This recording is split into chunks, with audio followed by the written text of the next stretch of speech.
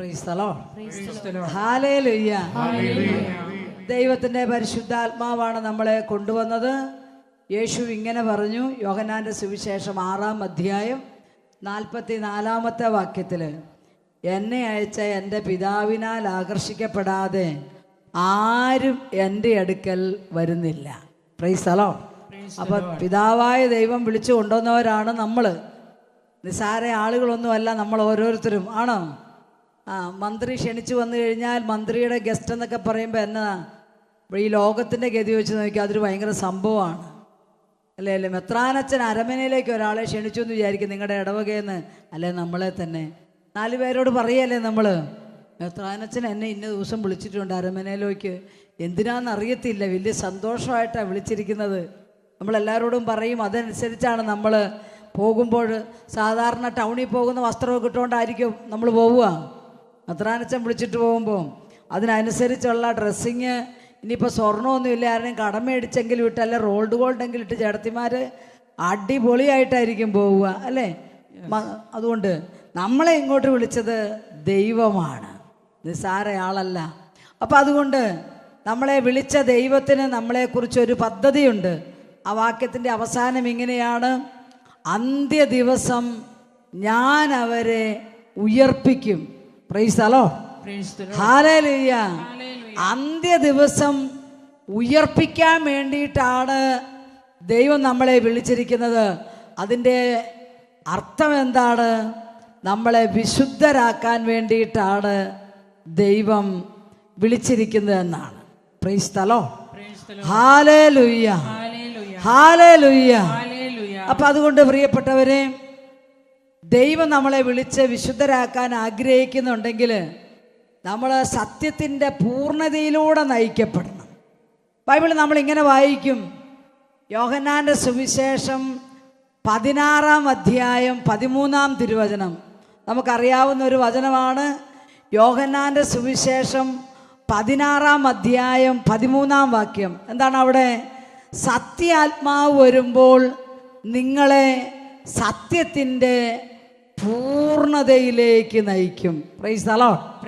സത്യാത്മാവ് വരുമ്പോൾ നിങ്ങളെ സത്യത്തിൻ്റെ പൂർണ്ണതയിലേക്ക് നയിക്കും. ശിഷ്യന്മാർ ചോദിക്കുന്നുണ്ട് യേശുവിനോട്, എന്താണ് സത്യം?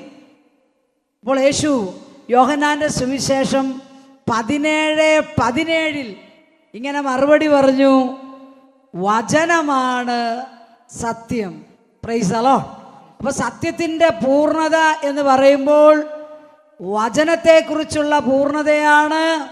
നമുക്കെല്ലാവർക്കും അറിയാം, യോഹന്നാൻ്റെ സുവിശേഷം 1:1 നമ്മൾ വായിക്കും, വചനം ദൈവമായിരുന്നു. യേശു പിന്നെയും പറയുന്നുണ്ട് യോഹന്നാൻ്റെ സുവിശേഷം 14:6, വഴിയും സത്യവും ജീവനും ഞാനാണ്. ഹല്ലേലൂയ. സത്യത്തിൻ്റെ പൂർണ്ണത പറഞ്ഞാൽ വചനത്തിൻ്റെ പൂർണ്ണത. രണ്ടാമത് യേശുവിനെ കുറിച്ചുള്ള പൂർണ്ണമായ അറിവ് ആര് തരും? പരിശുദ്ധാത്മാവ് നമുക്ക് തരും. ഹല്ലേലൂയ. ഹല്ലേലൂയ. ഞാൻ ഈ മാതാവിനെ കുറിച്ച് പറയാൻ വേണ്ടി വന്നിട്ട് ഇങ്ങനെയൊക്കെ പറയുന്ന എന്നാ നിങ്ങൾ വിചാരിക്കും? ഈ സത്യത്തിൻ്റെ പൂർണ്ണതയിലേക്ക് ഒരു വ്യക്തിയെ പരിശുദ്ധാത്മാവ് നയിച്ചു കൊണ്ടുപോകുന്നതിനെ കുറിച്ച് വിശുദ്ധ ബൈബിളിൽ ഒരു സാക്ഷ്യമുണ്ട്. അത് പറയാൻ വേണ്ടിയിട്ടാണ്. സത്യത്തിൻ്റെ പൂർണ്ണതയിലേക്ക് പരിശുദ്ധാത്മാവ് നയിച്ച ഒരു വ്യക്തി അതാരാണ്? വിശുദ്ധ ലൂക്കായുടെ സുവിശേഷം 1-ാം അധ്യായം 41 മുതലുള്ള വാക്യങ്ങളിൽ നാം വായിക്കും, മറിയത്തിൻ്റെ അഭിവാദന സ്വരം കേട്ടപ്പോൾ എലിസബത്ത് പരിശുദ്ധാത്മാവിൽ നിറഞ്ഞു, അവളുടെ ഉദരത്തിലെ ശിശു കുതിച്ചു ചാടി. Price the Lord. ഒന്ന് പറഞ്ഞേ, എല്ലാവരും പറഞ്ഞേ ഹല്ലേലൂയ. ഹല്ലേലൂയ. പരിശുദ്ധാത്മാവ് എലിസബത്തിന്റെ ഉള്ളിലേക്ക് വന്നത് ധ്യാനം കൂടാൻ പോയിട്ടല്ല. ആണോ? ആരെങ്കിലും തലേ കൈവച്ച് പ്രാർത്ഥിച്ചിട്ടാണോ? അല്ല, മറിയത്തിൻ്റെ അഭിവാദനം കേട്ടപ്പോഴാണ്. പ്രിയപ്പെട്ടവരെ, നിങ്ങൾ ബൈബിൾ വായിച്ചു നോക്ക്, എത്ര വേണേലും വായിച്ചു നോക്ക്. യേശുവോ പൂർവ്വപിതാക്കന്മാരോ ഏലിയ പോലുള്ള ശക്തരായ പ്രവാചകന്മാരോ ദൈവത്തെ നേരിൽ കണ്ട ദൈവാനുഭവം സിദ്ധിച്ച മറ്റാരെങ്കിലുമോ യേശുവോ സ്ലീഹന്മാരോ ആരെങ്കിലും ഒരഭിവാദനം പറഞ്ഞപ്പോൾ ഹലോ സുഖാണോ എന്നൊരൊറ്റ വാക്ക് കേട്ട് കഴിഞ്ഞപ്പോൾ, അങ്ങനെ ഒരു വാക്ക് കേട്ട ഉടനെ ആരെങ്കിലും പരിശുദ്ധാത്മാവിൽ നിറഞ്ഞിട്ടുണ്ടോ?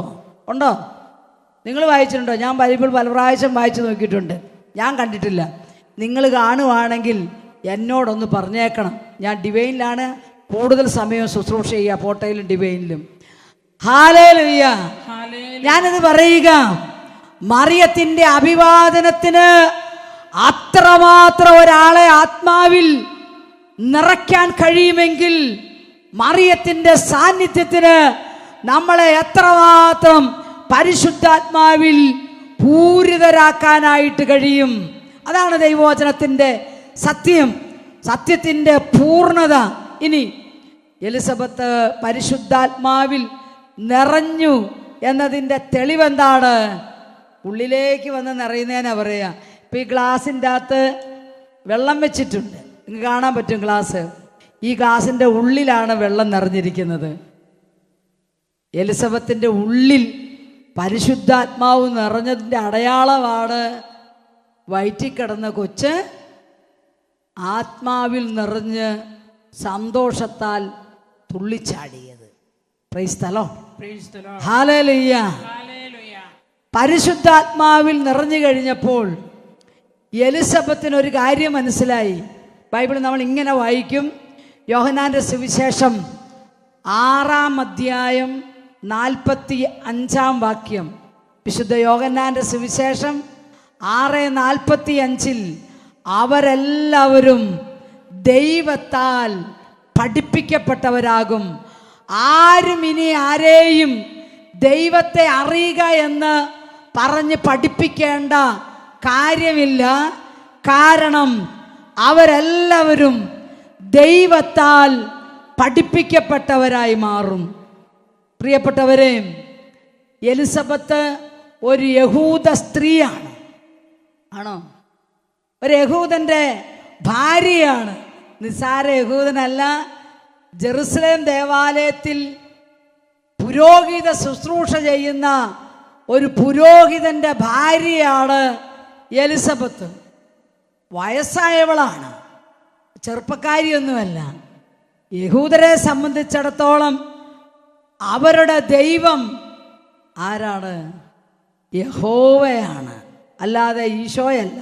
ആണോ? അവരുടെ ദൈവം യഹോവ, യാഹുവേ, സ്വർഗസ്ഥനായ പിതാവ്. അപ്പോൾ അങ്ങനെ ആയിരിക്കെ ഒന്നാം പ്രമാണത്തിന് വലിയ വില കൽപ്പിക്കുന്നവരാണ് യഹൂദര്.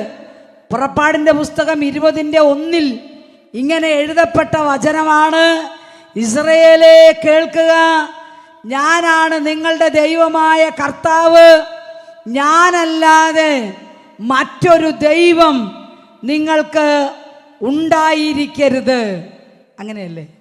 മുകളിൽ ആകാശത്തിലോ താഴെ ഭൂമിയിലോ ഭൂമിക്കടിയിലോ വെള്ളത്തിലോ ഉള്ള ഒന്നിൻ്റെയും രൂപം ഉണ്ടാക്കരുത്. ഞാനാണ് നിങ്ങളുടെ ദൈവമായ കർത്താവ് എന്ന് മോശയിലൂടെ പ്രമാണം നൽകിയിട്ടുണ്ട് കർത്താവ്. ആരിലൂടെയാ? മോശയിലൂടെ.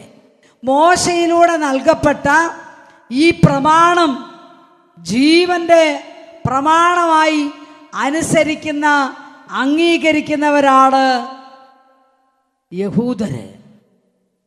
അങ്ങനെയുള്ള ഒരു യഹൂദ സ്ത്രീയാണ് മറിയത്തെ നോക്കിയിട്ട് പറയുക, നീ എൻ്റെ കർത്താവിൻ്റെ അമ്മയാണ്. പറഞ്ഞോ? നിങ്ങളൊന്നും മിണ്ടുന്നില്ലല്ലോ. പറഞ്ഞായിരുന്നോ? എങ്ങനെയാ അത് പറഞ്ഞത്? പരിശുദ്ധാത്മാവ് പഠിപ്പിച്ചു കൊടുത്തു. നീ വിചാരിക്കുന്നത് പോലെ നിന്റെ ചേച്ചിയുടെ മകളല്ല എലിസബത്തെ ഈ വന്നിരിക്കുന്നത് നിന്റെ കർത്താവിൻ്റെ അമ്മയാണ്. ആരാ പഠിപ്പിച്ചത്? പരിശുദ്ധാത്മാവ് പഠിപ്പിച്ചു കൊടുത്തു. അവരെല്ലാം ദൈവത്തെ അറിയുക എന്ന് പറഞ്ഞ് ആരും പഠിപ്പിക്കപ്പെടേണ്ട കാര്യമില്ല. അവരെയെല്ലാം ദൈവം നേരിട്ട് പഠിപ്പിക്കുന്ന സമയമുണ്ടെന്ന തിരുവചനം. അതുകൊണ്ട് എലിസബത്തിനെ പരിശുദ്ധാത്മാവ് പഠിപ്പിച്ചു, ഈ വന്നിരിക്കുന്നത് നിന്റെ കർത്താവിൻ്റെ അമ്മയാണ്, അവൾ സ്ത്രീകളിൽ അനുഗ്രഹീതയാണ്. ഇതാര് പറഞ്ഞതാ? പരിശുദ്ധാത്മാവ് പറഞ്ഞു കൊടുത്തതാ. നിന്റെ ഉദരഫലം അനുഗ്രഹീതമാണ്. അതാര് പറഞ്ഞു പഠിപ്പിച്ചു? പരിശുദ്ധാത്മാവ് എലിസബത്തിനോട് പറഞ്ഞു കൊടുത്തു. എന്നെ കേൾക്കുന്ന എൻ്റെ പ്രിയപ്പെട്ട സഹോദരങ്ങളെ, പരിശുദ്ധ അമ്മയെക്കുറിച്ച് മനസ്സിലാക്കുമ്പോൾ പരിശുദ്ധാത്മാവിൻ്റെ ഈ പഠനങ്ങൾ ഏറ്റവും പ്രധാനപ്പെട്ട കാര്യമാണ്. മനുഷ്യനെ വിശുദ്ധിയിൽ, നന്മയിൽ, സ്വർഗരാജ്യത്തിലേക്ക് എത്തിക്കാൻ ദൈവം പ്രത്യേകം അഭിഷേകം ചെയ്ത വ്യക്തിയാണ് പരിശുദ്ധ അമ്മ. യേശു ലോകത്തിലേക്ക് വന്നത് നമ്മളെ എല്ലാവരെയും ദൈവത്തിൻ്റെ മക്കളാക്കി മാറ്റാനാണ്. യോഹന്നാൻ്റെ സുവിശേഷം 1-ാം അധ്യായം 12-ാം തിരുവചനം, അവനിൽ വിശ്വസിച്ചവർക്കെല്ലാം, അവൻ്റെ നാമം സ്വീകരിച്ചവർക്കെല്ലാം ദൈവമക്കളാകാൻ അവിടുന്ന് കഴിവ് നൽകി. Price the Lord. അപ്പോൾ നമ്മൾ അങ്ങനെ ദൈവത്തിൻ്റെ മക്കളാണ്. നമുക്കറിയാമല്ലോ, നമ്മളും ഒരു കാരണവന്മാരുടെ മക്കളാണ്, അപ്പൻ്റെ അമ്മയുടെയും. നമുക്കും മക്കളുണ്ട്. എപ്പോഴും നമ്മൾ അപ്പനും അമ്മയും പറഞ്ഞ അനുസരിച്ചാണോ ജീവിക്കുന്നത്? അല്ല. നമ്മുടെ പിള്ളേരും ഇങ്ങോട്ട് വാന്ന് വിളിച്ചു കഴിഞ്ഞാൽ അങ്ങോട്ട് പോകും. അങ്ങനെ ദൈവത്തിൻ്റെ മക്കളായിട്ട് ജീവിക്കുക എന്ന് പറഞ്ഞാൽ ബൈബിൾ നമ്മളെ പഠിപ്പിക്കുന്നത് ദൈവമക്കളായി നിലനിൽക്കുന്നവരാരാണെന്ന് റോമാലേഖനം 8-ാം അധ്യായം 14-ാം വാക്യം. അവിടെ നമ്മളെന്താ വായിക്കുക? ദൈവ ആത്മാവിനാൽ നയിക്കപ്പെടുന്നവരെല്ലാം ദൈവത്തിൻ്റെ പുത്രന്മാരാണ്, പുത്രിമാരാണ്. ദൈവാത്മാവിനാൽ നയിക്കപ്പെടണം. അപ്പോൾ ദൈവാത്മാവിനാൽ നയിക്കപ്പെടുക എന്ന് പറഞ്ഞാൽ ദൈവത്തിൻ്റെ ഇഷ്ടം മാത്രം അന്വേഷിച്ച് അതനുസരിച്ച് മാത്രം ജീവിക്കുക എന്ന് പറഞ്ഞാൽ ഈ ബൈബിൾ അനുസരിച്ച് ജീവിക്കുക എന്ന് അർത്ഥം. Price the Lord. അപ്പം ദൈവം എന്ത് പറയുന്നു അത് മനസ്സിലാക്കിയുള്ളൊരു ജീവിതം, ദൈവത്തിൻ്റെ തിരുവിഷ്ടം അന്വേഷിച്ചുള്ളൊരു ജീവിതം, ദൈവം പറയുന്നതിന് അപ്പുറം പോകാത്തൊരു ജീവിതം. നാടൻ ഭാഷയെ പറഞ്ഞാൽ കാരണവന്മാർ പറയും, എൻ്റെ മകൻ വരച്ച വരയ്ക്ക് അപ്പുറത്ത് പോകുകയില്ല എന്ന് പറഞ്ഞു കഴിഞ്ഞാൽ അപ്പൻ പറയുന്നതിൻ്റെ അപ്പുറം ചെയ്യുകയില്ല എന്നർത്ഥം. അങ്ങനെയല്ലേ? ആണോ? അല്ലേ? Price the Lord. അങ്ങനെയാണ് ദൈവത്തിൻ്റെ മക്കൾ. എന്നാൽ മനുഷ്യർ പാപം ചെയ്തു. ആദ്യം തന്നെ നമുക്കറിയാം, മനുഷ്യൻ്റെ പാപം ചെയ്ത മനുഷ്യൻ്റെ ജീവിതത്തെ കണ്ട് അവരെ പാപത്തിൽ നിന്ന് രക്ഷിക്കാനാണ് യേശു ലോകത്തിലേക്ക് വന്നത്. അപ്പം അതുകൊണ്ട് യേശുവിൻ്റെ വരവിന് ഒരു വ്യക്തമായ ഉദ്ദേശ ലക്ഷ്യമുണ്ട്, നമ്മളെ പാപത്തിൽ നിന്ന് വിമുക്തരാക്കുക. വിശുദ്ധ യോഹന്നാന്റെ സുവിശേഷം 8:11 നമ്മൾ വായിക്കും, പിടിക്കപ്പെട്ട വ്യഭിചാരിണിയെ കല്ലെറിയാൻ കൊണ്ടുവന്നു. യേശു അവളെ വിധിക്കാതെ പറഞ്ഞയക്കുകയാണ്. 11-ാം വാക്യത്തിൽ യേശു പറയുന്നുണ്ട് അവളോട്, നിന്നെ ആരും വിധിച്ചില്ലേ? ഞാനും വിധിക്കുന്നില്ല. നീ സമാധാനത്തോടെ പോയിക്കൊള്ളുക. മേലിൽ പാപം ചെയ്യരുത്. Price the Lord. മേലിൽ പാപം ചെയ്യരുത്. ഇത് പാപത്തിൻ്റെ അടിമയായിരുന്ന പെണ്ണോട് പറഞ്ഞതാ, വ്യഭിചാരം തൊഴിലാക്കി ജീവിച്ചവള്. യോഹന്നാന്റെ സുവിശേഷം 5-ാം അധ്യായത്തിൽ നമ്മൾ വായിക്കുന്നത് 38 വർഷം രോഗിയായി കിടന്ന ഒരു മനുഷ്യനെ കുറിച്ചാണ്. നിങ്ങൾക്കെല്ലാവർക്കും അറിയാം. യേശു അവനെ സുഖപ്പെടുത്തി കിടക്കെടുത്തുകൊണ്ട് പൊക്കളാൻ പറഞ്ഞു. അവൻ പോയി. അങ്ങനെ കുറച്ച് ദിവസങ്ങൾക്ക് ശേഷം യേശു അവനെ വീണ്ടും കാണുന്നത് ജെറുസലേം ദേവാലയത്തിൽ വെച്ചാണ്. അവിടെ വെച്ച് കണ്ടപ്പോൾ യേശു അവനോട് പറയുകയാണ്, യോഹന്നാന്റെ സുവിശേഷം 5-ാം അധ്യായം 14-ാം വാക്യം. യേശു അവനോട് പറഞ്ഞു, നോക്കൂ, നീ ഇപ്പോൾ സൗഖ്യം പ്രാപിച്ചിരിക്കുകയാണ്. കൂടുതൽ മോശമായതൊന്നും സംഭവിക്കാതിരിക്കാൻ മേലിൽ പാപം ചെയ്യരുത്. അങ്ങനെ പറഞ്ഞ അവനെ അയക്കുന്നത്. ഈ 2 വചനഭാഗങ്ങളുടെ അടിസ്ഥാനം നമ്മൾ മനസ്സിലാക്കാൻ ദൈവം പറയുന്നത് എന്താണ്? പാപം ചെയ്യാതെ നമ്മൾ ജീവിക്കണം. എന്നാലാണ് യേശുവിൻ്റെ സാദൃശ്യത്തിലുള്ള ദൈവമക്കളായി നമ്മൾ മാറുകയുള്ളൂ. എങ്ങനെ പാപം ചെയ്യാതെ ഒരാൾക്ക് ജീവിക്കാൻ പറ്റും? യേശു ഒരു കാര്യം പറഞ്ഞിട്ടുണ്ടെങ്കിൽ ഒരു തിയറിയല്ല, ഒരു പ്രാക്ടിക്കലായ കാര്യമായിരിക്കും യേശു പറയുക. പാപം ചെയ്യാതെ ജീവിക്കാമെന്ന് പറഞ്ഞാൽ പാപം ചെയ്യാതെ ജീവിക്കാനുള്ള വഴി കാണിച്ചു തരുന്ന ദൈവമാണ് യേശു. പാപം ചെയ്യാതെ ജീവിക്കാൻ നിങ്ങൾക്ക് ആഗ്രഹമുണ്ടോ? എന്നിട്ടല്ലേ ബാക്കി പറഞ്ഞിട്ട് കാര്യമുള്ളൂ. ഉണ്ടോ? അതോ ഇങ്ങനെ തന്നെ ജീവിക്കണം എന്നാണോ ആഗ്രഹം? ഹല്ലേലൂയ, യേശുവേ നന്ദി. ഞാൻ എല്ലാ ദിവസവും പ്രസംഗിക്കുന്ന കേട്ടോ, 1-2 ക്ലാസ് ഡിവൈനിൽ മെയിൻ ധ്യാനത്തിന്, അതുപോലെ അവിടെ തമിഴ് ധ്യാനത്തിന്, പോട്ടയാശ്രമത്തിലെ താമസമുള്ള ധ്യാനത്തിന്, ഡെയിലി ശുശ്രൂഷയിൽ, കൺവെൻഷനുകളിൽ. എനിക്ക് നിങ്ങളെ കണ്ടിട്ടൊരു അതിശയം തോന്നുന്ന കാര്യം, ഒരാൾ പോലും മൈൻഡ് ചെയ്യാത്ത വണ്ണം ഇരിക്കുന്നത്. മുഖത്തൊരു ഭാവമില്ല, ഒരു ചിരിയില്ല, ഒരു സന്തോഷമില്ല. ആരാണ്ട് പിടിച്ച് കൂട്ടിലടച്ച പോലെയുള്ള ഭാവം എല്ലാവർക്കും. Price the Lord. ഒരു സൗഹാർദ്ദ മനോഭാവമൊന്നുമില്ല. ഈ ദേവാലയത്തിൽ വന്നിട്ട് ഇതാ മുഖമെങ്കിൽ വീട്ടിലുള്ള മുഖം എന്നതായിരിക്കും എൻ്റെ ഈശോയെ? നിങ്ങളുടെ കൂടെയൊക്കെ കെട്ടിയന്മാർ എങ്ങനെ ജീവിക്കും എൻ്റെ ചേട്ടത്തിമാരെ? ഒരു സന്തോഷമൊക്കെ വേണ്ടേ? Price the Lord. ഈ 2-3 ചേട്ടന്മാരൊക്കെ കുഴപ്പമില്ലായിരിപ്പുണ്ട് കേട്ടോ. പറയുമ്പോൾ എല്ലാം പറയണമല്ലോ. നിങ്ങളിവിടെ നോക്ക്, എല്ലാവരും ഏതാണ്ട് ഉള്ളൂരിൻ്റെ കവിത പോലെയാ, കൽപ്രതിമയ്ക്ക് ഉയിർപ്പെട്ടതുപോലെ. ഒരു അനക്കം പോലും ഇല്ല. എനിക്ക് സംശയം, ചിലർ ശ്വാസം വലിക്കുന്നുണ്ടോ? Price the Lord. ഞാനാണ് ഇതിപ്പോൾ ഇതിൻ്റെ അകത്തിരിക്കുന്നതുകൊണ്ട് എനിക്ക് നിങ്ങളെ അങ്ങോട്ട് അടുത്തേക്ക് വന്ന് കാണാനും പറ്റിയല്ല. പോരുമ്പോഴേ എന്നോട് പറഞ്ഞു, ഇവിടെ TV ഒക്കെ പിടിക്കുന്നുണ്ട്, അനങ്ങാതെ നിന്നോണമെന്ന്. Praise the Lord. ഹല്ലേലൂയ. എല്ലാരും കൈവക്കെന്ന് പറഞ്ഞേ, ഉച്ചത്തിൽ പറഞ്ഞേ, hallelujah, hallelujah. Praise the Lord. സന്തോഷമാണോ? പാപം ചെയ്യാതെ ജീവിക്കണോ? പാപം ചെയ്യാതെ ജീവിക്കാനുള്ള ഒരു വചനം പേനയും പേപ്പറോ കൊണ്ടുവന്നുവെങ്കിൽ എഴുതിയെടുത്തോ കേട്ടോ. സങ്കീർത്തന പുസ്തകം 119:11 നമ്മളിങ്ങനെ വായിക്കും, ദൈവമേ, അങ്ങേക്കെതിരായി പാപം ചെയ്യാതിരിക്കേണ്ടതിന് അങ്ങയുടെ വചനം ഞാൻ എൻ്റെ ഹൃദയത്തിൽ സൂക്ഷിച്ചിരിക്കുന്നു. പാപം ചെയ്യാതെ ജീവിക്കാൻ ആഗ്രഹിക്കുന്നവർ വചനം ഹൃദയത്തിൽ സൂക്ഷിക്കണം. Price the Lord. വചനം ഹൃദയത്തിൽ സൂക്ഷിക്കുക എന്ന് പറഞ്ഞു കഴിഞ്ഞാൽ, ഞാൻ നേരത്തെ പറഞ്ഞു, നിങ്ങൾക്കറിയാം വചനം ദൈവമാണ്, യേശുവാണ്. വചനം ഹൃദയത്തിൽ സൂക്ഷിക്കുമ്പോൾ നമ്മുടെ ഹൃദയത്തിൽ ദൈവം വന്ന് വസിക്കും, യേശു വന്ന് വസിക്കും.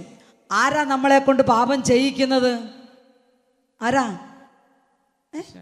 ഒച്ച പറഞ്ഞേ, പാട്ടുകാരുടെ ഒച്ച കേൾക്കുന്നുള്ളൂ, നിങ്ങളുടെ ഒച്ച കേട്ടില്ലല്ലോ. ആരാണ്? ഒരു ഏട്ടൻ ദിവ്യേനെ ധ്യാനിക്കാൻ വന്നപ്പോൾ എന്നോട് പറഞ്ഞേ, ഓ സാത്താനൊന്നും അല്ല എൻ്റെ സിസ്റ്ററെ എന്നെ കൊണ്ട് പാപം ചെയ്യിക്കുന്നത്, എൻ്റെ അളിയനാന്ന് പറഞ്ഞു. അളിയൻ? ഞാൻ പറഞ്ഞു അളിയനാ? അതെ, എൻ്റെ അളിയനെ റിഗിലാണ് ജോലി, ദുബായിൽ, കുറച്ചു കാലം മുമ്പാ. അപ്പോൾ അവൻ പറയാ, അവൻ വരുമ്പോൾ ഒരു 6 മാസം 3 മാസമൊക്കെ ജോലി കഴിഞ്ഞ് 1 മാസത്തെ ലീവുണ്ട് അളിയന്. വരുമ്പോൾ കുറേ കുപ്പി കൊണ്ടുവരും. അളിയൻ ആരെയും കമ്പനിക്ക് വിളിക്കുകയല്ല, എന്നെ വിളിക്കുകയുള്ളൂ. അളിയൻ വന്നു കഴിഞ്ഞ് 1 മാസത്തേക്ക് എനിക്ക് കുശാല. ആ 1 മാസം കഴിയുമ്പോൾ എൻ്റെ കെട്ടിയോൾ എന്നെ ധ്യാനമന്ദിരത്തിൽ കൊണ്ടുപോയി, ഡിവൈനിൽ കൊണ്ടുപോയി, മദ്യപാനികളുടെ മദ്യപാനം മാറ്റുന്ന സെക്ഷനിൽ കൊണ്ടുപോയിടും. അതുകൊണ്ട് ഞാൻ ഇവിടെ നിന്ന് നല്ല മിടുക്കനായിട്ട് മദ്യപാനമൊക്കെ മാറിയിരിക്കും. അളിയൻ വരുമ്പോൾ ഞാൻ അവിടെ ഉണ്ടെങ്കിൽ അളിയൻ എന്നെ കൊണ്ട് കുടിപ്പിക്കും. അതുകൊണ്ട് എന്നെ കൊണ്ട് പാപം ചെയ്യിപ്പിക്കുന്നത് പിശാചല്ല, അളിയനാണ്. അങ്ങനെ വല്ല അളിയന്മാരും നിങ്ങൾക്ക് ഉണ്ടോ? Price the Lord, hallelujah. നമുക്കെല്ലാവർക്കും അറിയാം സാത്താനാണ് പാപം ചെയ്യിക്കുന്നത്. അങ്ങനെയാണ് യാക്കോബ് ശ്ലീഹ നമ്മളോട് വ്യക്തമായി പറയുന്നുണ്ട്, നമ്മുടെ അടുത്തേക്ക് പിശാച് വന്ന് പാപപ്രലോഭനം തന്നില്ലെങ്കിൽ നമ്മൾ പാപം ചെയ്യുമോ? ചെയ്യത്തില്ല. വിശുദ്ധരായി ജീവിക്കാനുള്ള എളുപ്പ വഴി പിശാചിനെ മാറ്റി നിർത്തുക എന്നുള്ളതാണ്. യാക്കോബ് ശ്ലീഹ അതിന് പറഞ്ഞ വചനം ഏതാണെന്നറിയാവോ?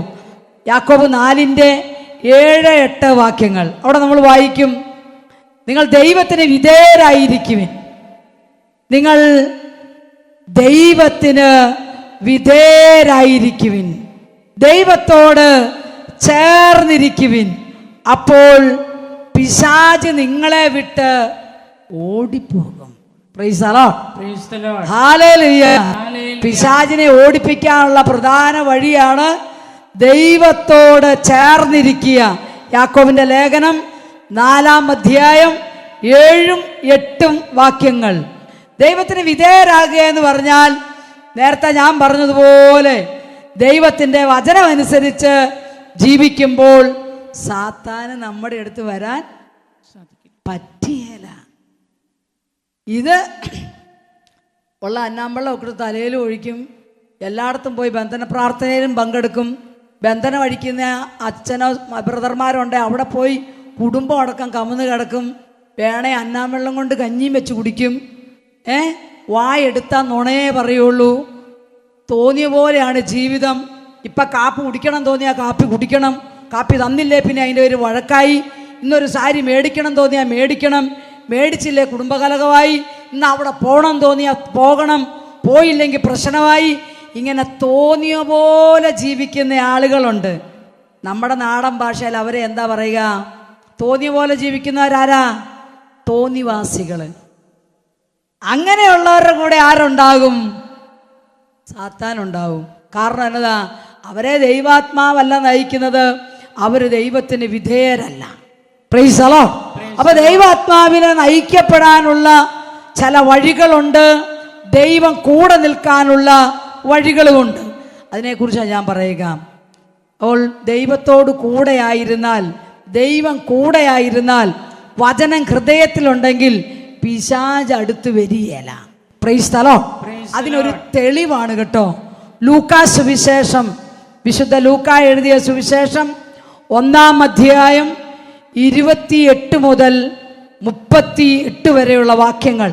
അവിടെ നമ്മൾ കാണുക, ദൈവം ഗബ്രിയേൽ മാലാഖയെ മറിയത്തിൻ്റെ അടുക്കലേക്ക് അയക്കുന്ന ആ സംഭവമാണ്. ദൂതനെ അയച്ചത് പിതാവായ ദൈവമാണ്.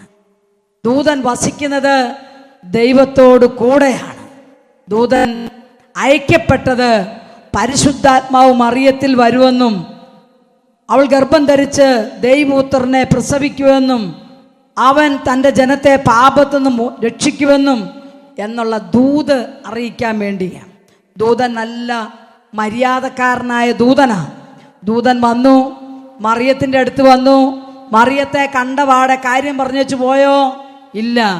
മറിയത്തെ കണ്ട ഉടനെ അഭിവാദനം ചെയ്തു. എന്താ പറഞ്ഞത്? എന്താ പറഞ്ഞേ? ദൈവകൃപ നിറഞ്ഞവളെ നിനക്ക് സ്വസ്തി എന്ന് പറഞ്ഞു ദൂതൻ.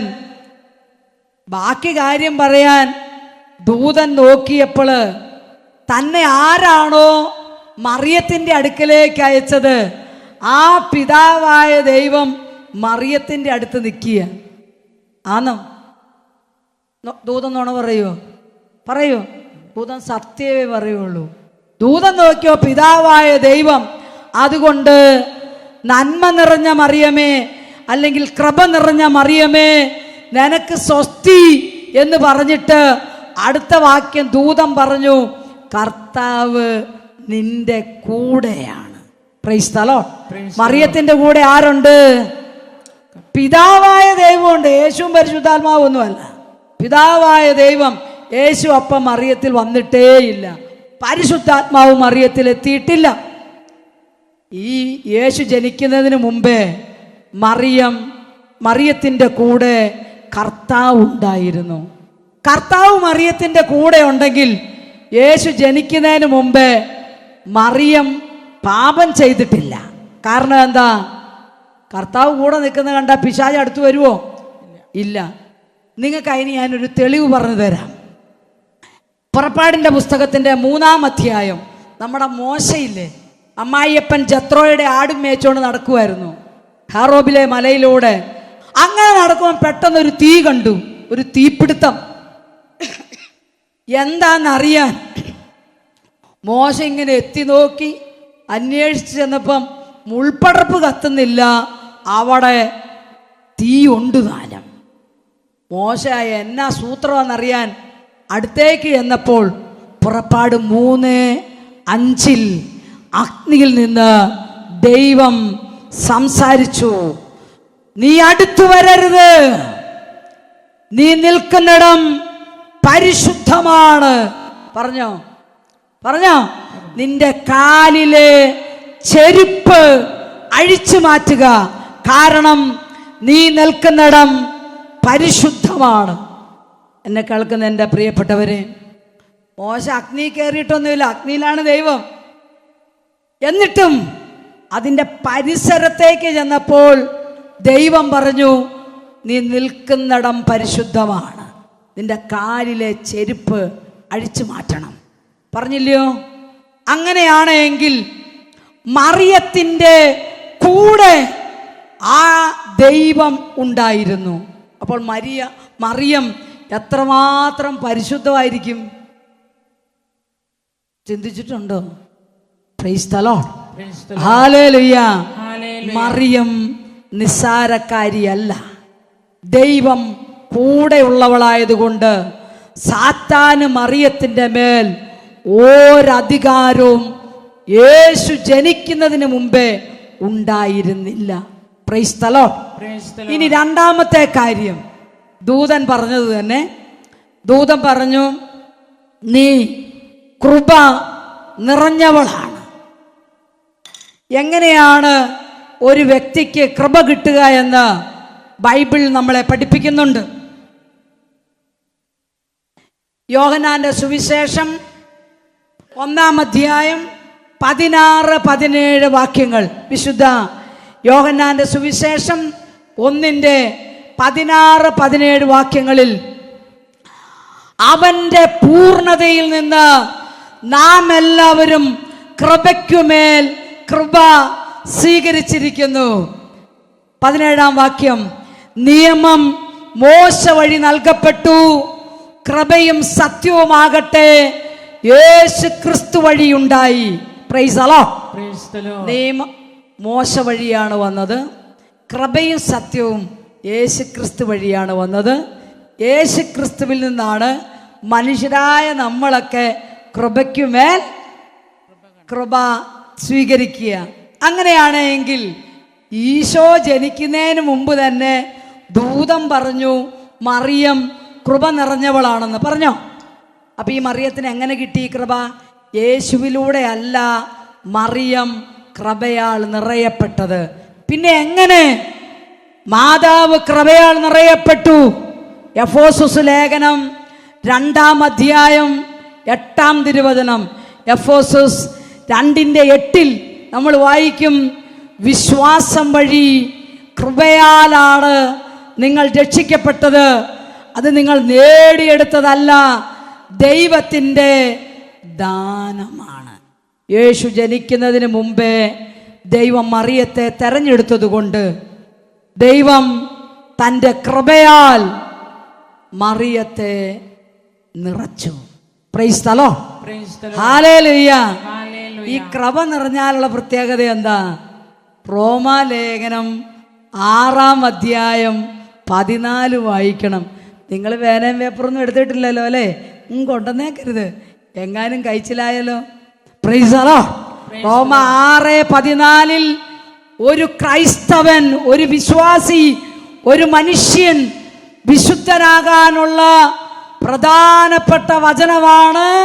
റോമ 6:14 ഇങ്ങനെ എഴുതിയിരിക്കുകയാണ്, പാപം നിങ്ങളുടെ മേൽ ഇനി ഭരണം നടത്തുകയില്ല.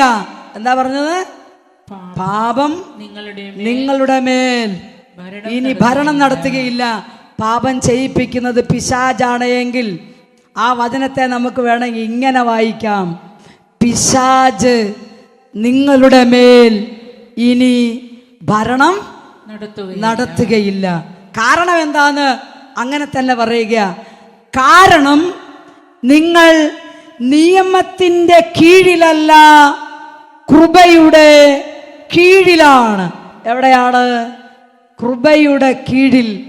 നിയമം മോശ വഴി നൽകപ്പെട്ടു, കൃപയും സത്യവും യേശു ക്രിസ്തു വഴിയുണ്ടായി. ഹല്ലേലൂയ, യേശുവേ നന്ദി. ഒരു വ്യക്തി കൃപയുടെ കീഴിൽ വന്നാൽ മതി, പിശാചിന് തൊടാൻ പറ്റത്തില്ല. എങ്ങനെയാ കൃപയുടെ കീഴിൽ വരിക? എന്തിനാ ഈ കൃപയുടെ കീഴിലേക്ക് വരുന്നത്? നല്ലോല മഴ പെയ്യുമ്പം നമ്മൾ ചുമ്മാ മഴയത്തേക്ക് ഇറങ്ങി പോവുമോ? ഒരു കുടയൊക്കെ ചൂടിപ്പോകും. കുടയില്ലെങ്കിൽ എവിടെയെങ്കിലും കയറി മഴ കൊള്ളാത്തടത്ത് നിൽക്കും. അങ്ങനെയല്ലേ സാധാരണ? ആണോ? പാപം നിറഞ്ഞ ലോകത്ത്, തിന്മ പെരുകിയ ലോകത്ത്, നമുക്കറിയാം പണ്ടത്തെ പോലെയൊന്നുമല്ല. സ്വന്തം അമ്മ തന്നെ സ്വന്തം കുഞ്ഞുങ്ങളെ കൊന്നുകളയുന്ന, ഏറ്റവും ചെറിയ കുഞ്ഞുങ്ങളെ പോലും ഉണ്ടായിട്ട് മാസങ്ങൾ പോലും ആകാത്ത കുഞ്ഞിൻ്റെ വായിൽ ടിഷ്യൂ പേപ്പറൊക്കെ തിരികെ കൊല്ലുന്ന അത്ര പാപം വർദ്ധിച്ച കാലത്താണ് നമ്മൾ, അല്ലേ? പണ്ടത്തെ പോലെയൊന്നുമല്ല. ഇതുമാത്രം ക്രൂരതകളാണ്. അപ്പോൾ ഇത്രമാത്രം പാപം വർദ്ധിച്ച കാലത്ത് എങ്ങനെ നമുക്ക് വിശുദ്ധരാകാൻ പറ്റും? പ്രിയപ്പെട്ടവരെ, നിങ്ങൾ കൃപയുടെ കീഴിൽ വന്നാൽ പിശാചിന് നിങ്ങളെ തൊടാൻ പറ്റത്തില്ല പാപപ്രലോഭനമായിട്ട്. കാരണം എന്താണ്? റോമാലേഖനം 5-ാം അധ്യായം 20-ാം തിരുവചനം. റോമ 5:20 നമ്മൾ വായിക്കും: പാപം വർദ്ധിച്ചിടത്ത് കൃപ അതിലേറെ വർദ്ധിച്ചു. ഹല്ലേലൂയ! എല്ലാവരും പറയൂ ഹല്ലേലൂയ! Oh Jesus! പ്രിയപ്പെട്ടവരെ, പാപം വർദ്ധിച്ചിടത്ത് കൃപ അതിലേറെ വർദ്ധിച്ചെങ്കിൽ വിശുദ്ധ ജീവിതം നയിക്കാൻ നമുക്ക് എളുപ്പമാണ്. Price the Lord. Hallelujah, hallelujah. ഒരു പാപത്തിൻ്റെ പ്രലോഭനമായി സാത്താൻ വരുമ്പം 100 കൃപകളാൽ ദൈവം നമ്മളെ നിറക്കി വന്ന് സത്യം. Price the Lord. അപ്പൊ ഈ കൃപയാൽ നിറയാനും കൃപയുടെ കീഴിൽ നിൽക്കാനും ഞാനൊരു എളുപ്പ വഴി പറഞ്ഞു തരാം. അത് വേറെയൊന്നുമല്ല. നമ്മുടെ നാട്ടിലൊരു ചൊല്ലുണ്ട്: മുല്ലപ്പൂമ്പൊടി ഏറ്റുകിടക്കും കല്ലിനുമുണ്ടൊരു സൗരഭ്യം. അങ്ങനെയാണെങ്കിൽ കൃപ നിറഞ്ഞ ഈ മാതാവിൻ്റെ കൂടെ നടന്നാൽ മതി, നമ്മൾ കൃപയുടെ കീഴിലാകും. എളുപ്പമല്ലേ? എങ്ങനെയാണ് മാതാവിൻ്റെ കൂടെ നടക്കുക? അതിനുള്ള എളുപ്പ വഴിയാണ് ജപമാല ചൊല്ലുക. Price the Lord. ചില ആളുകൾക്ക് ജപമാല ചൊല്ലുക എന്നൊന്നും പറഞ്ഞു കഴിഞ്ഞാൽ ഇഷ്ടമല്ല. കാരണം എന്താണ്? വചനം അറിയാം. വചനം ഇങ്ങനെ ഒഴുകുന്ന കാലഘട്ടമാണ്. എങ്ങനെയാണ് പല വചനങ്ങളും അറിയാവുന്നതുകൊണ്ട് ഞാൻ 1-2 കൊല്ലമല്ല കേട്ടോ പ്രസംഗിക്കാൻ തുടങ്ങിയിട്ട്, 36 കൊല്ലമായി. ഒരുപാട് ജനത്തോട് എനിക്ക് തോന്നും, ഞാൻ ബഹുമാനപ്പെട്ട മാത്യു നായിക്കൻ പറമ്പിലിൻ്റെ ടീമിലായിരുന്നു ആദ്യം മുതൽ. അതുകൊണ്ട് എൻ്റെ ഒരു ചെറിയ കണക്കനുസരിച്ചാണെങ്കിൽ ഇന്ത്യ മുഴുവനിലും എത്ര വട്ടം പോയിട്ടുണ്ടെന്ന് പോലും എനിക്കറിയാൻ പാടില്ല. അത്രമാത്രം പ്രാവശ്യം 1 കോടി മനുഷ്യരോടൊക്കെ സുവിശേഷം പ്രസംഗിച്ചിട്ടുണ്ട് ഞാൻ. പ്രിയപ്പെട്ടവരെ, ഒരുപാട് പേര് എൻ്റെ മുഖത്ത് നോക്കി പറഞ്ഞിട്ടുണ്ട്, അപ്പോസ്തല പ്രവർത്തനം 4:12 ഇങ്ങനെ എഴുതിയിട്ടില്ലേ: ആകാശത്തിന് കീഴേ ഭൂമിയിൽ മനുഷ്യരുടെ രക്ഷയ്ക്കായി യേശുവിൻ്റെ നാമം മാത്രമേ ഉള്ളൂവെന്ന്. പിന്നെ എന്തിനാണ് ഈ കത്തോലിക്കര് മാതാവിനോട് പ്രാർത്ഥിക്കുന്നത്? Praise the Lord. ഹല്ലേലൂയ. എൻ്റെ മുഖത്ത് നോക്കി പറഞ്ഞിട്ടുണ്ട്, നിങ്ങൾ അന്ധരെ നയിക്കുന്ന അന്ധരായ മാർഗദർശികളാണ്. Praise the Lord. പ്രിയപ്പെട്ടവരെ, നമ്മൾ മനസ്സിലാക്കേണ്ട പ്രഥമമായൊരു സത്യമുണ്ട്. എല്ലാ സത്യങ്ങളും യേശുക്രിസ്തുവിലൂടെയാണ് പൂർത്തീകരിക്കപ്പെടുക. അതുകൊണ്ട് ജപമാല എല്ലാം സ്വാതന്ത്ര്യമില്ലാത്തവർ, ഇഷ്ടമില്ലാത്തവർ, മാതാവിനെ കുറിച്ച് കേൾക്കാൻ താല്പര്യമില്ലാത്തവർ, യേശു മാത്രമാണ് ദൈവം എന്ന് പറഞ്ഞ് മാതാവിനെ തള്ളിക്കളയുന്നവർ ഒക്കെയുള്ള കാലഘട്ടത്തിലാണ് നമ്മൾ ജീവിക്കുന്നത്. Price the Lord. മറിയത്തെ കുറിച്ച് അറിയണമെങ്കിൽ യോഹന്നാന്റെ സുവിശേഷം 8:32 യേശു പറഞ്ഞു, നിങ്ങൾ സത്യം അറിയുകയും സത്യം നിങ്ങളെ സ്വതന്ത്രരാക്കുകയും ചെയ്യും. ഈ മാതാവിനെ കുറിച്ചുള്ള അറിവില്ലായ്മയുടെ ബന്ധനത്തിൽ നിന്ന് നമുക്ക് സ്വാതന്ത്ര്യം തരുന്നത് സത്യത്തിൻ്റെ വചനമാണ്. 119 സങ്കീർത്തനം 130 വാക്യം. 119 സങ്കീർത്തനം 130 വാക്യത്തിൽ ഇങ്ങനെ എഴുതിയിട്ടുണ്ട്, ദൈവമേ, അങ്ങയുടെ വചനത്തിൻ്റെ ചുരുളഴിയുമ്പോൾ പ്രകാശം പരക്കുന്നു, എളിയവർക്ക് അത് അറിവ് പ്രദാനം ചെയ്യുന്നു. ആർക്കാ അറിവ് കിട്ടുന്നത്? എളിയവരാരാ? മാതാവിന് കൈ കൂപ്പി ഇങ്ങനെ തലകുത്തി ഇങ്ങനെ വളഞ്ഞ് ആച്ചമാരെ കാണുമ്പോൾ ഇങ്ങനെ വളഞ്ഞ് ഇങ്ങനെ നിൽക്കുന്ന അങ്ങനെയാണോ എളിമ? ആണോ? നിങ്ങൾ 1 കൊറിന്തോസ് 4:7 ഒന്ന് പഠിച്ചു നോക്കുക. അവിടെ എഴുതിയിരിക്കുകയാണ്, അല്ലയോ മനുഷ്യ, നീ ആര് തന്നെയായാലും എല്ലാം ദാനമായി ലഭിച്ചിരിക്കെ ഒന്നും ദാനമല്ല എന്ന മട്ടിൽ നീ എന്തിനാണ് അഹങ്കരിക്കുന്നത്? നിനക്ക് എന്ത് പ്രത്യേക മാഹാത്മ്യമാണുള്ളത്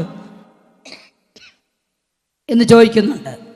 അഹങ്കരിക്കുന്ന ആളുകൾ എല്ലാം തൻ്റേതാണെന്ന് പറഞ്ഞ് തൻ്റെ കഴിവ്, തൻ്റെ സമ്പത്ത്, എൻ്റെ കാർ, എൻ്റെ വീട്, എൻ്റെ കാശ്, എൻ്റെ ഭാര്യ, എൻ്റേത് ഇതെല്ലാം ദൈവം തന്നതാണെന്നുള്ള തിരിച്ചറിവില്ലാത്ത അഹങ്കാരത്തിൽ ജീവിക്കുന്ന ആളുകൾ.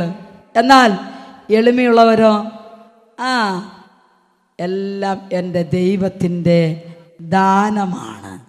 എൻ്റെ ഭാര്യ, എൻ്റെ മക്കൾ, എൻ്റെ ഭർത്താവ്, എൻ്റെ സമ്പത്ത്, എൻ്റെ ജോലി, എനിക്ക് കിട്ടിയിരിക്കുന്ന പണം, എൻ്റെ വസ്തുവകകൾ എല്ലാം എൻ്റെ ദൈവത്തിൻ്റെ ദാനമാണെന്ന് വിശ്വസിച്ച് അംഗീകരിച്ച് അതനുസരിച്ച് ജീവിക്കുന്ന ആളുകളാണ് എളിമയുള്ളവർ.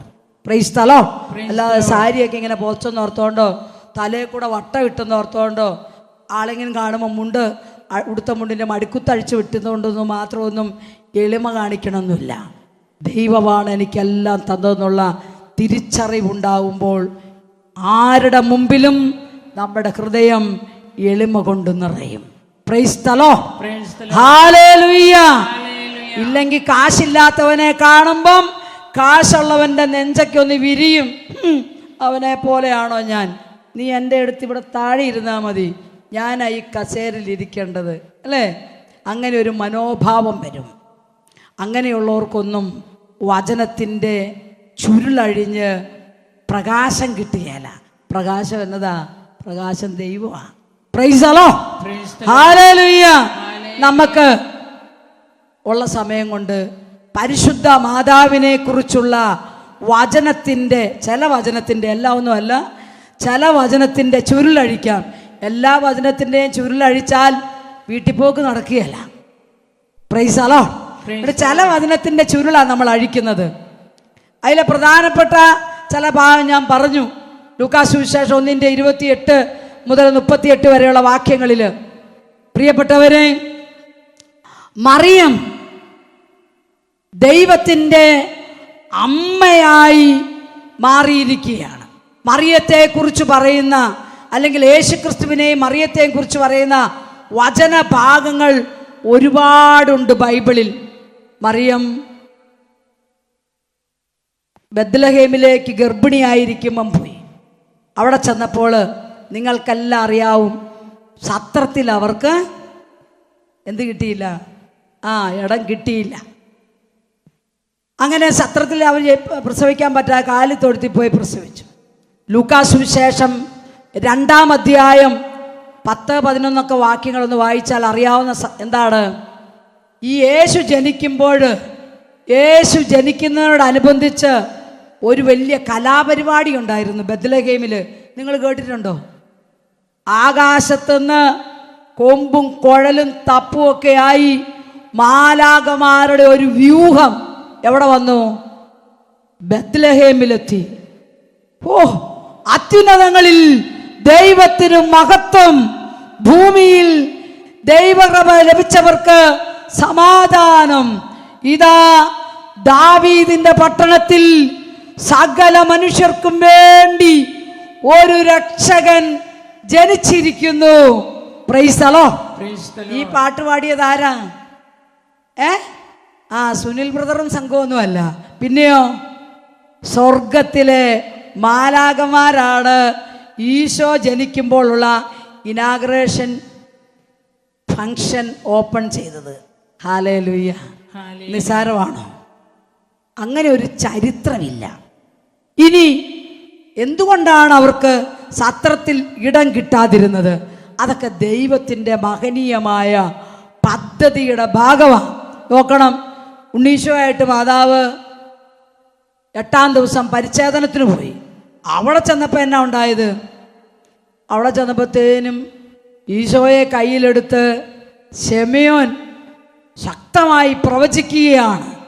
പരിശുദ്ധാത്മാവ് എന്നോട് പറഞ്ഞിട്ടുണ്ട്, രക്ഷകനെ കാണുന്നതിന് മുമ്പ് നീ മരിക്കുകയല്ല എന്നൊക്കെ പറഞ്ഞ് കാര്യങ്ങൾ പറഞ്ഞ് 2:35 എത്തിയപ്പോൾ എന്ത് സംഭവിച്ചു? മാതാവിൻ്റെ നേരെ നോക്കി ശിമയോൻ ഇങ്ങനെ പറഞ്ഞു, നിന്റെ ഹൃദയത്തിലൂടെ ഒരു വാൾ തുളച്ച് കയറും. ചങ്കിലൂടെ വാളൊന്നും കയറണ്ട, എന്തെങ്കിലും ഒരു ചെറിയ സാധനം, ഒരു ചെറിയ ബ്ലഡ് ക്ലോട്ടിങ് കയറിയാൽ മതി. ശരീരത്തിലെ ഹൃദയം ശുദ്ധിയാക്കുന്ന അതേ ബ്ലഡ് ഹൃദയത്തിലിരുന്നൊന്ന് ബ്ലോക്കായാൽ ചത്തുപോകുകയല്ലേ? ബ്ലോക്കായിട്ട്, അറ്റാക്കായിട്ട് ഇല്ലേ? എന്താ മിണ്ടാത്തേ? ഉറങ്ങുവാണോ? Praise the Lord. അങ്ങനെയാണെ വാള് കയറിയാലോ? നീ തട്ടിപ്പോകുന്നാ പറഞ്ഞത്, ആണോ? ഈ കൊച്ചിനെയും വെച്ച് സന്തോഷത്തോടെ മാലാഖമാരുടെ പാട്ടും കേട്ട് അതും ധ്യാനിച്ച് ഹൃദയത്തിൽ സംഗ്രഹിച്ച് എന്നപ്പോൾ ശിമയോൻ പറഞ്ഞു, മറിയമേ, സംഭവം ഇങ്ങനെയാണേലും നിന്റെ ഹൃദയത്തിലൂടെ ഒരു വാള് കയറിപ്പോകും കേട്ടോ. Price the Lord. അത് കേട്ട വടി ഈ കൊച്ചിനെ എനിക്ക് വേണ്ടാന്നും പറഞ്ഞുകൊണ്ട് എറിഞ്ഞോ. ഞാൻ മലപ്പുറത്ത് ധ്യാനിപ്പിക്കാൻ ചെന്നപ്പോൾ ഒരു കത്തോലിക്ക കുടുംബക്കാർ, കോട്ടയംകാരാ, അവിടുത്തെ മകള് എൻ്റെ അടുത്ത് പ്രാർത്ഥിക്കാൻ വേണ്ടി വന്നു. അപ്പനും അമ്മയൊക്കെ ഉണ്ട്. അവളുടെ വിഷമമൊക്കെ കണ്ടു കഴിഞ്ഞ് അവളെ ധ്യാനത്തിന് വിട്ടു. ധ്യാനത്തിന് വന്നപ്പോൾ ഞാൻ അവളെ കൗൺസിലിംഗ് നടത്തി. അപ്പോൾ അവൾ പറയുക, ഞാൻ എൻ്റെ പപ്പായുടെയും മമ്മിയുടെയും കൂടെ ജീവിച്ചിട്ടില്ല. ഉണ്ടായിട്ട് ആശുപത്രിയിൽ നിന്ന് ഇറങ്ങിയപ്പോൾ പപ്പായ എൻ്റെ മമ്മിയുടെ വീട്ടിൽ കൊണ്ടേയാക്കി. ഇറങ്ങുമ്പം പറഞ്ഞത്രേ, നീ ഈ കൊച്ചിനെ മുലകുടി മാറിയിട്ട് വന്നാൽ മതി, പക്ഷേ കൊച്ചിനെയും കൊണ്ട് വീട്ടിലോട്ട് വരണ്ട. അപ്പം മമ്മി ചോദിച്ചെന്ന്, അതെന്നാ പപ്പേ, നമ്മുടെ മൂത്ത കൊച്ചല്ലേ? അപ്പം പപ്പ പറഞ്ഞു, 1-ാം നമ്പർ ആ പൂക്കാക്ക് കുടുംബത്തിൽപ്പെട്ട ചേട്ടനാ കേട്ടോ, അതിപുരാതന കത്തോലിക്ക കുടുംബക്കാരാ. ചേട്ടൻ പറഞ്ഞു, ഞാൻ ഈ കൊച്ചിൻ്റെ ജാതകം നോക്കിച്ചു. ജാതകത്തിൽ ഇവളെൻ്റെ കാലനാ, ഞങ്ങൾ ഒന്നിച്ച് ജീവിക്കാൻ പാടില്ല, അതുകൊണ്ട് അവളെ നിനക്ക് നിൻ്റെ വീട്ടിൽ നിർത്താം. കൊണ്ടുപോയില്ല. 3 പിള്ളേരും കൂടെ ഉണ്ടായി, കാലന്മാരല്ലാത്ത പിള്ളേർ. ഈ ചേട്ടൻ, ഞാനിത് പറയുക ഇവരുടെ അനുഭവം എനിക്ക് നന്നായിട്ട് അറിയാവുന്നത് കൊണ്ടാണ്. പ്രിയപ്പെട്ടവരെ, ആ പെങ്കൊച്ച് ചങ്ക് തകർന്ന് എന്നോട് പറയുക, അപ്പൻ്റെ അമ്മയുടെ സ്നേഹം അനുഭവിക്കാതെ വളർന്നു, അമ്മായിയുടെ കുത്തുവാക്കും അടിയെല്ലാം കൊണ്ട് പഠിച്ചു. പ്രിയപ്പെട്ടവർ, അയാളൊരു ബാങ്ക് മാനേജരാ, ബുദ്ധിയും ബോധമില്ലാത്ത മനുഷ്യനല്ല. അയാൾ ആ കൊച്ചിൻ്റെ ഒരു കാര്യത്തിനും ഇടപെട്ടില്ല. കല്യാണപ്രായമായപ്പോൾ ആദ്യം വന്ന കല്യാണം അവൾക്ക് ഇഷ്ടപ്പെട്ടില്ല. നല്ല വെളുത്ത് സുന്ദരിയായ പെങ്കൊച്ചിനെ ടാർവീപ്പേന്ന് മുക്കിയെടുത്തതുപോലെ നിറമുള്ളവനെ കൊണ്ട് കെട്ടിച്ചു. ഇവളുടെ യേശു നോക്കിയില്ല, സമ്മതവും നോക്കിയില്ല. വേണമെങ്കിൽ കെട്ടിയാൽ മതി എന്ന് പറഞ്ഞു. അവിടെ അപ്പനൊരു ജാതകം നോക്കിച്ചു. ചെറുക്കൻ്റെ നക്ഷത്രമൊക്കെ ചോദിച്ച് ഈ അപ്പൻ ജാതകമൊക്കെ നോക്കിച്ചാണ് കെട്ടിച്ചത്. കല്യാണം കഴിഞ്ഞു. പ്രിയപ്പെട്ടവരെ, ഈ കൊച്ച് ഇവനെയും കൊണ്ട് ധ്യാനിക്കാൻ വന്നു. ഞാൻ സംസാരിച്ചു, കാര്യങ്ങളൊക്കെ മനസ്സിലാക്കി കൊടുത്തു. അവന് സന്തോഷമായി. അവർ പോയി. അവൻ അമേരിക്കയിലോട്ട് ഇവളെ കൊണ്ടുപോയി. ഇവിടെ ബാംഗ്ലൂരായിരുന്നു ജോലി. അമേരിക്കയെ കൊണ്ടുപോയി. അവിടെ ജീവിച്ചു. ഇപ്പം അപ്പന് രോഗം വന്നു. ഉണ്ടായിരുന്ന പൈസ മുഴുവൻ ചികിത്സിച്ചു. അമ്മയ്ക്ക് രോഗം വന്നു. മറ്റ് 3 പിള്ളേരുമാണ് ഇവരുടെ രക്ഷകന്മാരെന്ന് ജാതക വിധി പ്രകാരം ഉണ്ടായിട്ടും ഒറ്റയൊരെണ്ണം തിരിഞ്ഞു നോക്കുന്നില്ല. ഇപ്പം ആരാ നോക്കുന്നത് ഞാൻ പറയാൻ നിങ്ങൾക്കറിയാലോ.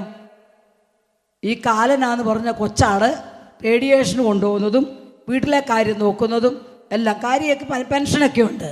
അയാളുടെ പെൻഷനും കാര്യങ്ങളും 2 പേർക്കും മരുന്ന് മേടിക്കാൻ മാത്രമേ ഉള്ളൂ.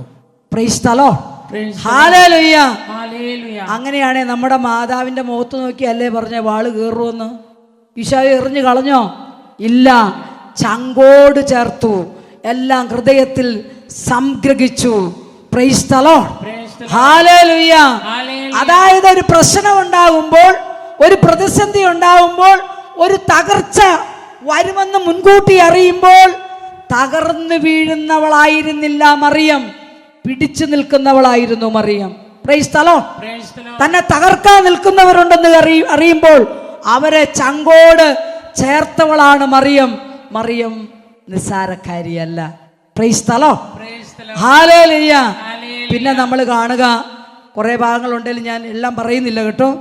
നമ്മുടെ 12-ാം വയസ്സിൽ ഈശോയെ കാണാതെ കണ്ടെത്തി കഴിഞ്ഞപ്പോൾ മാതാവ് പറയുന്നുണ്ട്, മകനെ നീ എന്നാ പണിയാണോ കാണിച്ചത്? ഞാൻ നിൻ്റെ പപ്പായും അന്വേഷിച്ച് നിന്നെ കാണാതെ വിഷമിച്ചു. അപ്പോൾ ഈശോ എന്നാ പറഞ്ഞു? ഞാൻ എൻ്റെ പിതാവിൻ്റെ കാര്യങ്ങൾ വ്യാപൃതനായിരിക്കേണ്ടതാണെന്ന് നിങ്ങൾക്കറിയാൻ പാടില്ലേ? നിങ്ങൾ അങ്ങനെ വീട്ടിൽ പോയിരി, എൻ്റെ പുറകെ എന്തിനാണ് നടക്കുന്നത്? അങ്ങനെയാണോ പറഞ്ഞേ? അങ്ങനെ പറഞ്ഞോ? പറഞ്ഞില്ല. യേശു മാതാപിതാക്കന്മാർക്ക് വിധേയനായി നസ്രത്തിലേക്ക് പോയി. എത്ര കൊല്ലം അവരോട് ജീവിച്ചു? 18 കൊല്ലം. അതിനുശേഷം നമ്മൾ കാണുക, കാനായിലെ കല്യാണത്തിന് 2 പേരെയും വിളിച്ചിട്ടുണ്ടായിരുന്നു. 2 പേരും കല്യാണം കൂടാൻ വന്നു. മാതാവ് അതിലൂടെയൊക്കെ നടക്കുക. ഈശോ ഭക്ഷണം കഴിക്കുമ്പോഴായിരിക്കും എന്ന് ഞാൻ വിചാരിക്കുക. ഈശോ മാതാവ് എന്ന് പറഞ്ഞു, മോനെ വീഞ്ഞൊന്നും ചോദിക്കണ്ട, അവരുടെ വീഞ്ഞൊക്കെ തീർന്നുപോയി, വീഞ്ഞ് തീർന്നുപോയി എന്ന് മാതാവ് പറഞ്ഞപ്പം ഈശോ എന്നാ പറഞ്ഞേ? ഇത് നിങ്ങളെല്ലാം പറയണം കേട്ടോ. എന്താ പറഞ്ഞേ? സ്ത്രീയെ, എനിക്കും നിനക്കും എന്ത്? ഒത്തിരി ആളുകൾ പറയുന്നത് എന്നാന്നറിയാവോ? മാതാവിന് ഒരു വിലയും ഈശോ കൽപ്പിച്ചിട്ടില്ലായിരുന്നു. അതുകൊണ്ടാണ് മാതാവിനെ സ്ത്രീയെ എന്ന് വിളിച്ചത്. ഈശോ എന്തെങ്കിലും ഒന്ന് പറഞ്ഞാൽ അതിന് വ്യക്തമായൊരു ലക്ഷ്യമുണ്ടെന്ന് ചുമ്മാ ഒന്നും ഈശോ വാത് തുറക്കുകയല്ല. നമ്മളൊരു കാര്യം മനസ്സിലാക്കണം. യേശു എന്തിനാണ് മറിയത്തെ സ്ത്രീയെ എന്ന് വിളിച്ചത്? വിശുദ്ധ ബൈബിളിൽ നാം വായിക്കും, യോഹന്നാന്റെ സുവിശേഷം 14-ാം അധ്യായം 10-ാം വാക്യം, ഞാൻ പിതാവിലും പിതാവ് എന്നിലുമാണെന്ന് നിങ്ങൾ അറിയുന്നില്ലേ?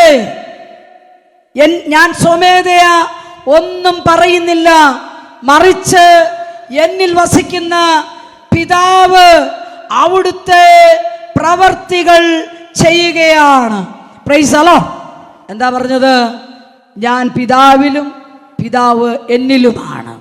എന്നിൽ വസിക്കുന്ന പിതാവ് അവിടുത്തെ പ്രവർത്തികൾ ചെയ്യുകയാണ് എന്ന് യേശു പറഞ്ഞെങ്കിൽ, കാനായിലെ കല്യാണ വീട്ടിൽ യേശു മറിയത്തെ സ്ത്രീയെ എന്ന് വിളിച്ചെങ്കിൽ യേശുവിൽ വസിക്കുന്ന പിതാവിൻ്റെ വാക്കുകളാണത്.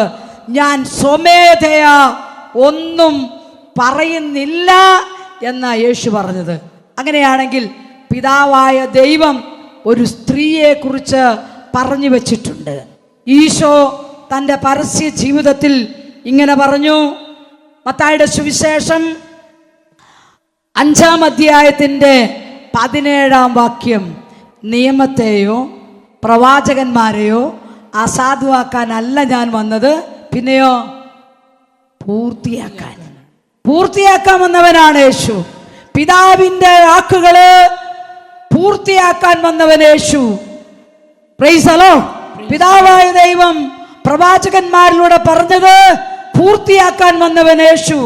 പിതാവ് സ്ത്രീയെ എന്ന് വിളിച്ച് സംസാരിക്കുന്ന ഒരു വചനഭാഗം വിശുദ്ധ ബൈബിളിലുണ്ട്. അത് മറിയവും യേശുവുമായി അഭേദ്യമായി ബന്ധപ്പെട്ട വചനഭാഗമാണ്. അത് ഉൽപ്പത്തി പുസ്തകം 3-ാം അധ്യായത്തിലാണ് 15-ാം വാക്യം. പാപം ചെയ്ത ഹവ്വയുടെ അടുക്കലേക്ക്, പാപം ചെയ്യിപ്പിച്ച പിശാചിന്റെ അടുക്കലേക്ക് പിതാവായ ദൈവം വന്ന് സംസാരിക്കുന്നുണ്ട്. നീയും സ്ത്രീയും തമ്മിലും നിന്റെ സന്തതിയും സ്ത്രീയുടെ സന്തതിയും തമ്മിലും ശത്രുതയുളവാക്കും. സ്ത്രീയുടെ സന്തതി നിന്റെ തല തകർക്കും, നീ അവന്റെ കുതികാലിൽ പരിക്കേൽപ്പിക്കും. ഇതാണ് ദൈവം ഒരു സ്ത്രീയെ കുറിച്ച് പറഞ്ഞത്. Price the Lord. അത് ഹവ്വയല്ല. ഹവ്വയ്ക്ക് 2 പിള്ളേർ, ആബേലും കായേലും. നിങ്ങൾക്കറിയാലോ, കായേൽ ആബേലിനെ കൊന്നു, ആബേല് മരിച്ചു. ഉൽപ്പത്തി 4:16 നമ്മൾ വായിക്കും, കായേൽ ദൈവത്തിന്റെ സന്നിധി വിട്ട് ദൂരെ പോയി വസിച്ചു. അപ്പൊ കായേലും ആബേലോ ഹവ്വയോ അല്ല. പിന്നെ ഏത് സ്ത്രീയാ? ബൈബിൾ പഠിച്ചാൽ യേശയ്യാ പ്രവചനം 7:14 നമ്മളിങ്ങനെ ഒരു പ്രവചനം വായിക്കും. യുവതി ഗർഭം ധരിച്ച് ഒരു പുത്രനെ പ്രസവിക്കും, ദൈവം നമ്മോട് കൂടെ എന്നർത്ഥമുള്ള എമ്മാനുവേൽ എന്നവൻ വിളിക്കപ്പെടും. പ്രവചനത്തിൽ എമ്മാനുവേൽ എന്നാണ് എഴുതിയിരിക്കുന്നത്. ഈ പ്രവചനം പൂർത്തിയാക്കുന്നത് എവിടെയാണ്? ബൈബിൾ വായിച്ചാൽ വിശുദ്ധ മത്തായിയുടെ സുവിശേഷത്തിൽ 1-ാം അധ്യായത്തിൽ യോസേപ്പ് പിതാവ് മറിയം ഗർഭിണിയാണെന്നറിഞ്ഞപ്പോൾ രഹസ്യത്തിൽ അവളെ ഉപേക്ഷിക്കാൻ തീരുമാനിച്ചു. അപ്പോൾ കർത്താവിൻ്റെ മാലാഖ വന്ന് ഉറങ്ങിക്കിടന്ന യോസേപ്പ് പിതാവിനോട് സംസാരിക്കുന്നതാണ് മത്തായിയുടെ സുവിശേഷം 1-ാം അധ്യായം 21, 22, 23 വാക്യങ്ങളിൽ. ദൂതൻ വന്ന് പറയുകയാണ്, അവൾ പ്രസവിക്കുന്ന കുഞ്ഞ് പരിശുദ്ധാത്മാവിൽ നിന്നാണ്. അവൾ ഗർഭം ധരിച്ചിരിക്കുന്നത് പരിശുദ്ധാത്മാവിലാണ്. ജനിക്കാൻ പോകുന്ന ശിശുവിന് യേശുവെന്ന് പേരിടണം. അവൻ തൻ്റെ ജനത്തെ പാപത്തിൽ നിന്ന് രക്ഷിക്കും. 22-ാം വാക്യത്തിൽ നമ്മൾ വായിക്കും, കന്യക ഗർഭം ധരിച്ച് ഒരു പുത്രനെ പ്രസവിക്കും.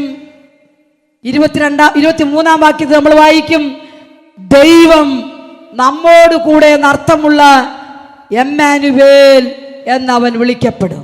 Price the Lord. ഹല്ലേലൂയ. പ്രിയപ്പെട്ടവരെ, ഉൽപ്പത്തി പുസ്തകത്തിൽ 3:15 ദൈവം പറഞ്ഞ പൂർത്തീകരണം മറിയത്തിലും യേശുവിലും പൂർത്തിയാവുകയാണ്.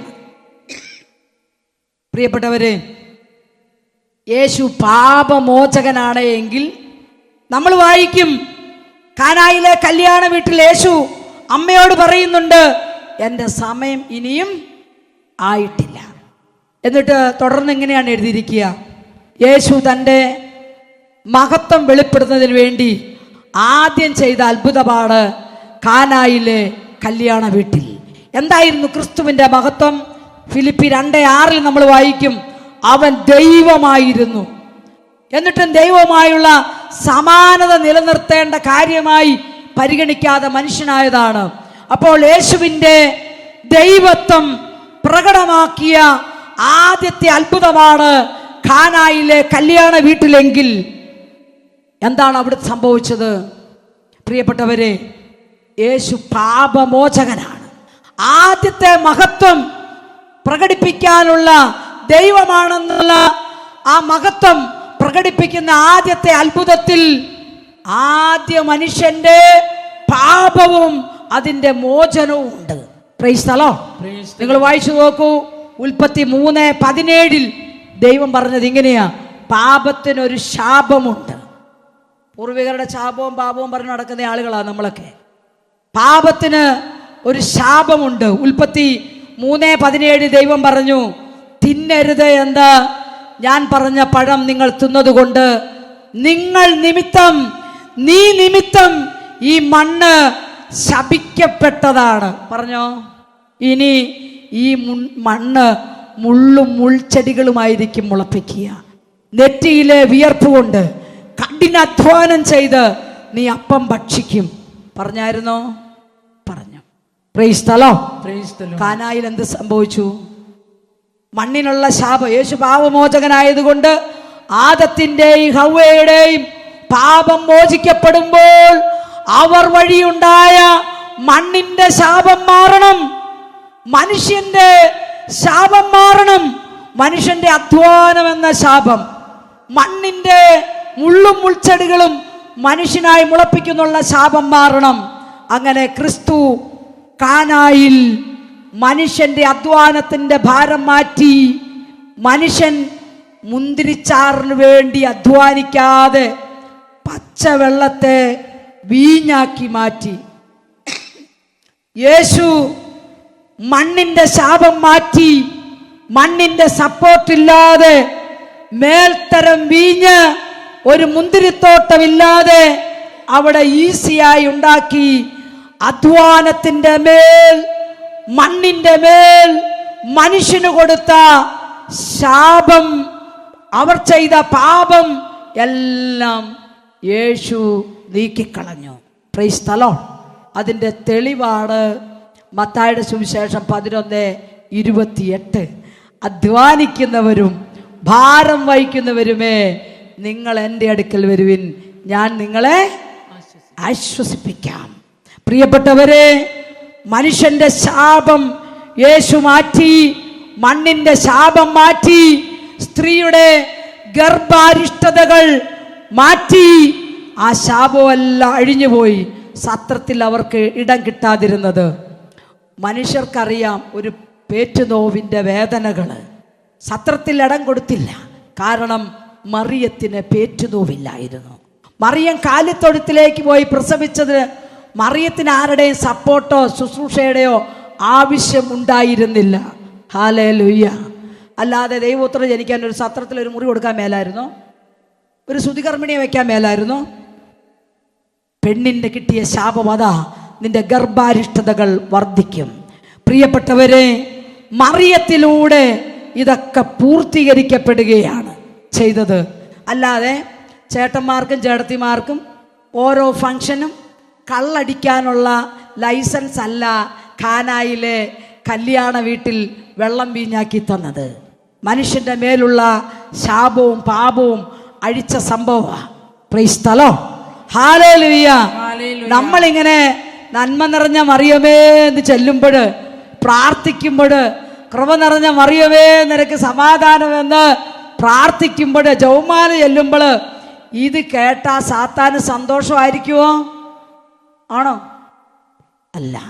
അപ്പം അതുകൊണ്ട് നമ്മുടെ ജീവിതത്തിന് ഒരു വ്യത്യാസം ഉണ്ടാകണം.